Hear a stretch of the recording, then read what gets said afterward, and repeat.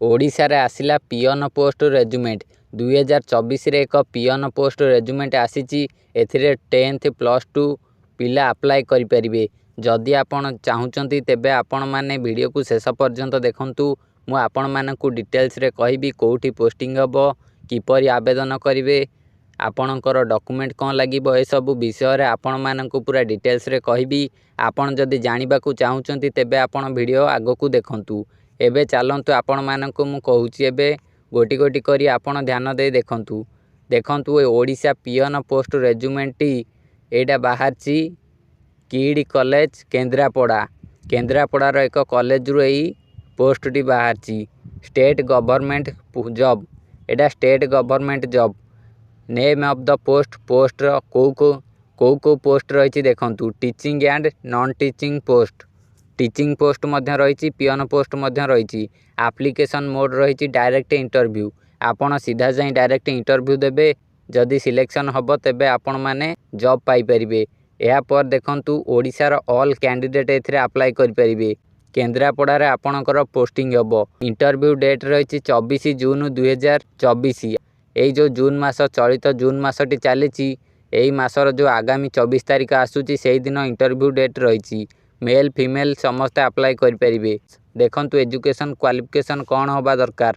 Political science माने teacher, PG with 55% mark. आपण जदि पीजी रे 55% मार्क रखिथिबे तेबे आपण पॉलिटिकल टीचर भाबरे जॉइन होई परिबे। एहा सहित इंग्लिश टीचर, पीजी रे जदि आपण 55% मार्क रखिथिबे तेबे आपण मानकु इंग्लिश टीचर भाबरे जॉइन होई परिबे। एहा सहित पियन पोस्ट मध्य रही। पियन पोस्ट रे 10th आ +2 जदि पास करथिबे तेबे आपण मानकु पियन पोस्ट मिलिबो। एहा पर देखंतु एज क्राइटेरिया कौन रही। आपणकर एज केते रु केते हबा दरकार। मैक्सिमम एज रही 55, मिनिमम एज रही 18 रु 55 मध्य रे केही भी व्यक्ति एथिरे आवेदन करि परिबे। देखंतु सैलरी को नेकी कोनोसी प्रकार अपडेट एठी दिया जाइनी। एहा पर देखंतु सिलेक्शन प्रोसेस रही। आपणकर प्रथमे इंटरव्यू हबो। इंटरव्यू पर आपणकर डॉक्यूमेंट वेरिफिकेशन करा जिवो, तापर जे आपण जॉइन करि परिबे। अप्लाई फीस किछि नाही। आपण माने डायरेक्ट जाई इंटरव्यू देबे। आपण मानकु कोनोसी प्रकार फीस दबाकू पड़िबोनी। एहा पर देखंतु आपणकु कोन कोन सब सर्टिफिकेट दरकार पड़िबो। आपणकर क्वालिफिकेशन सर्टिफिकेट ओ certificate indicating the date of birth. आपणकर जो सर्टिफिकेट रही सेथिरे डेट ऑफ बर्थ थिबो। आपण 10th सर्टिफिकेट नै जिवे, 10th श्रेणी सर्टिफिकेट सेथिरे आपणकर डेट ऑफ बर्थ थिबो।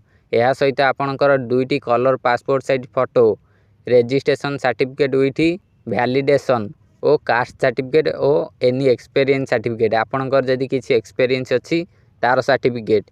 एथिरे तो आपनको अप्लाई करिया को पड़िबोनी। आपण डायरेक्ट जाई इंटरव्यू देबे। इंटरव्यू डेट रही 24 जून को। 24 जून रे देखंतु पॉलिटिकल साइंस रो 10टा AM रु आरंभ, इंग्लिश रो 12टा रु आरंभ ओ पियन रो 2टा PM रु आरंभ। आपण जदि पियन पोस्ट पई जाइथिबे तेबे 2टा बेलकू आपण मानकु पहुंचीबाकू पड़िबो। 2टा बेलकू आपण जाई सेठी थिबे। इंग्लिश रे आपण मानकु 12टा पूर्वरु पहुंचियाकू पड़िबो। जदि आपण पॉलिटिकल साइंस पई जाइथिबे तेबे आपण 10टा पूर्वरु जाई पहुंचियाकू पड़िबो, 10टा AM पूर्वरु। एही पोस्ट विषय रे डिटेल्स रे जानिया पे आपण मानकु डिस्क्रिप्शन बॉक्स रे एक PDF रो लिंक रहिछि। से लिंक ऊपर क्लिक करी PDF टी को देखंतु। आपण जानि परिबे एहा विषय रे।